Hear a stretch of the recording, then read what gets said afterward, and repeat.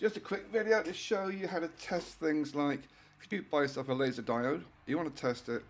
If you've got an old USB cable, I say old, I've got so many of these bloody things like USB-C, USB micro USBs, they come with things. We don't need them all.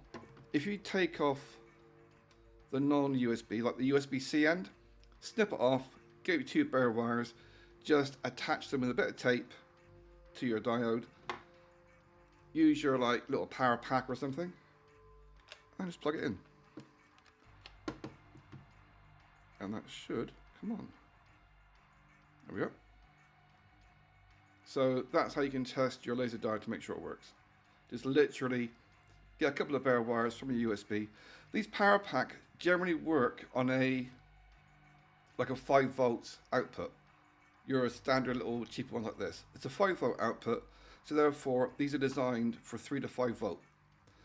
So you could try to plug it in somewhere else, but you might get too much of a power and it could overload it.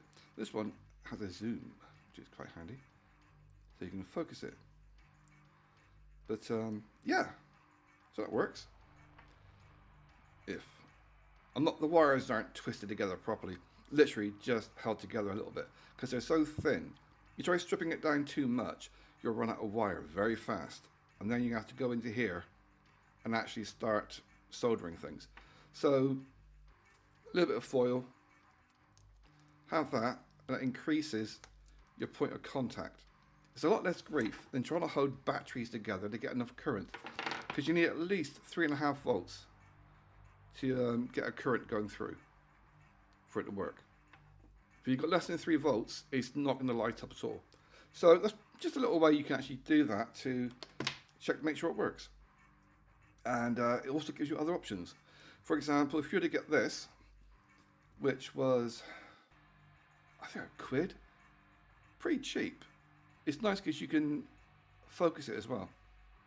But if you get one of these, or 3 of these, and then get yourself a rechargeable battery, you can put that on a line, so all 3 will light up at the same time, with say a 15 volt battery, which is only slightly larger than your standard motorcycle battery.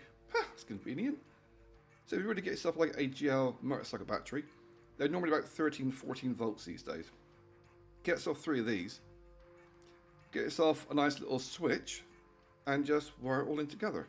And all of a sudden you've got a switch activated, triple laser, 15 volt. Yeah. Oh well, just thought I'd mention it.